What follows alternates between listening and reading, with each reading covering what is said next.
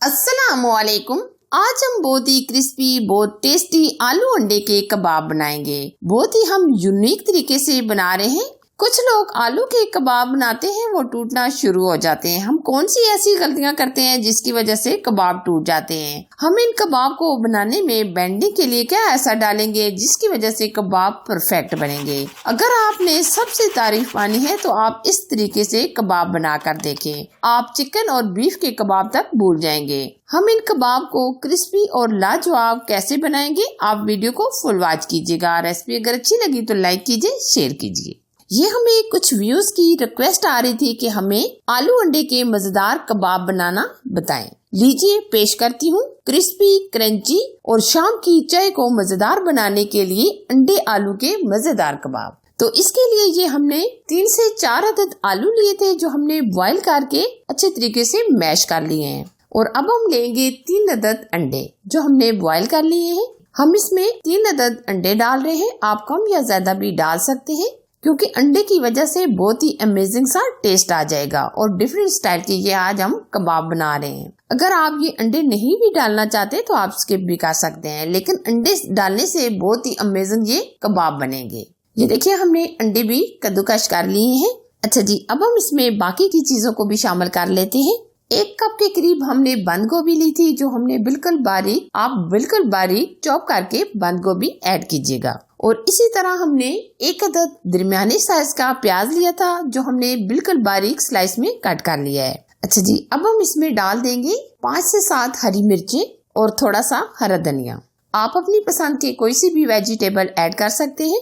अच्छा जी, अब आ जाती है बारी बेंडिंग की। अब हम बेंडिंग के लिए इसमें क्या खास डालेंगे, हम इसमें डालेंगे 4 चम्मच के करीब चावल का आटा और 1 कप के करीब हम इसमें ब्रेड क्रम्स ऐड करेंगे। ये दोनों चीजें डालने से एक तो हमारे कबाब बहुत ही जबरदस्त और क्रिस्पी बनेंगे, दूसरा बिल्कुल नहीं टूटेंगे। अब हम इसमें स्पाइसेस ऐड करेंगे।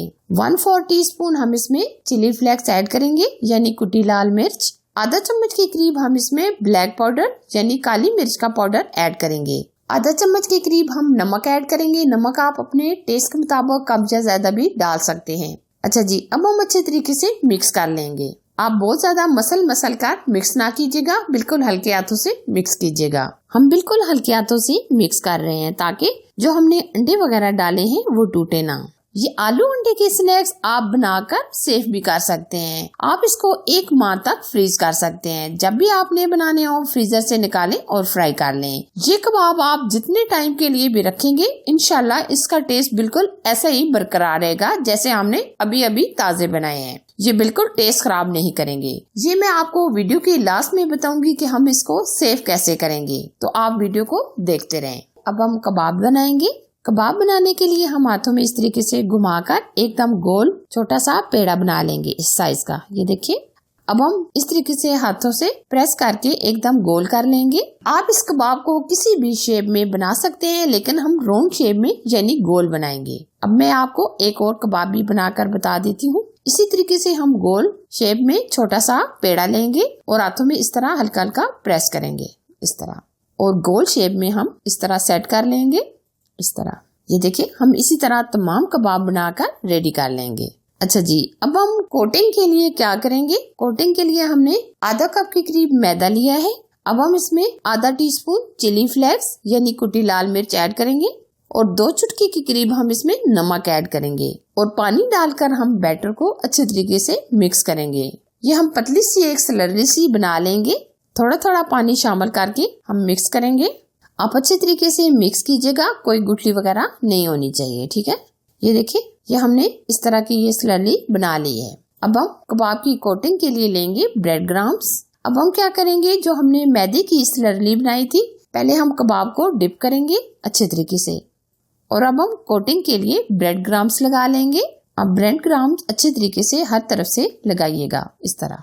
हम अच्छे तरीके से ब्रेड क्रम्स लगा लेंगे हर तरफ से, इस तरीके से घुमाकर अच्छे तरीके से ब्रेड क्रम्स लगाएंगे। ये देखिए इस तरह, ये इस तरह हम कबाब बनाकर तैयार कर लेंगे। अब हम इसी तरह तमाम कबाब को कोटिंग करके तैयार कर लेंगे। ये देखिए, हमने तमाम कबाब कोटिंग करके तैयार कर लिए हैं। आधे हम कबाब फ्राई करेंगे और आधे हम सेव करेंगे। अब हम फ्राई की तरफ चलेंगे। बहुत ज्यादा आप ऑयल ना डालिएगा, बल्कि आप इस तरीके से थोड़ा सा ऑयल डालिएगा। ऑयल को आप बहुत ज्यादा गर्म ना कीजिएगा, बल्कि हल्का सा गर्म कीजिएगा। अब हम एक साथ 4 कबाब्स को फ्राई करेंगे और आंच हम लो टू मीडियम रखेंगे। बहुत ज्यादा हम तेज आंच पर फ्राई नहीं करेंगे। जब एक तरफ से गोल्डन कलर आ जाएगा तो हम दूसरी तरफ पलट लेंगे।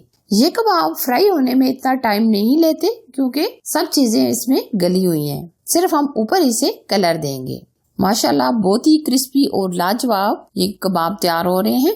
दोनों तरफ से माशाल्लाह बहुत ही प्यारा सा कलर आ गया है। अब हम कबाब्स को निकाल लेंगे। आप कबाब का क्रिस्पीपन देख सकते हैं। बहुत ही लाजवाब क्रिस्पी है ये हमारे कबाब तैयार हुए हैं, एकदम परफेक्ट और लाजवाब। और इसी तरह हम बाकी के कबाब्स को फ्राई कर लेंगे। लीजिए जी, माशाल्लाह जबरदस्त कबाब हमारे फ्राई हो चुके हैं। आप इनका क्रिस्पीपन देख सकते हैं, जबरदस्त, स्पाइसी क्रिस्पी, अंदर से बहुत ही जबरदस्त ये कबाब तैयार हुए हैं। आप भी ये कबाब बनाकर चटनी के साथ एंजॉय करें। अब मैं आपको कबाब को सेव करने का बेस्ट तरीका भी बता देती हूँ।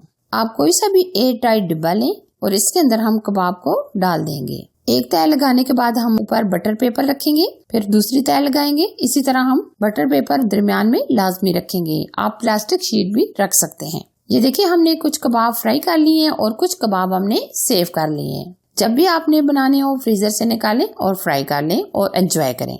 रेसिपी अगर अच्छी लगी तो लाइक कीजिए, शेयर कीजिए। चैनल पर नए हैं तो चैनल को जरूर सब्सक्राइब कीजिए। साथ दिए गए बेल आइकन को प्रेस करके ऑल पर जरूर सिलेक्ट कीजिए, ताकि मैं इसी तरह नई नई रेसिपी आप लोगों के लिए लाती रहूं। Thanks for watching. Allah Hafiz.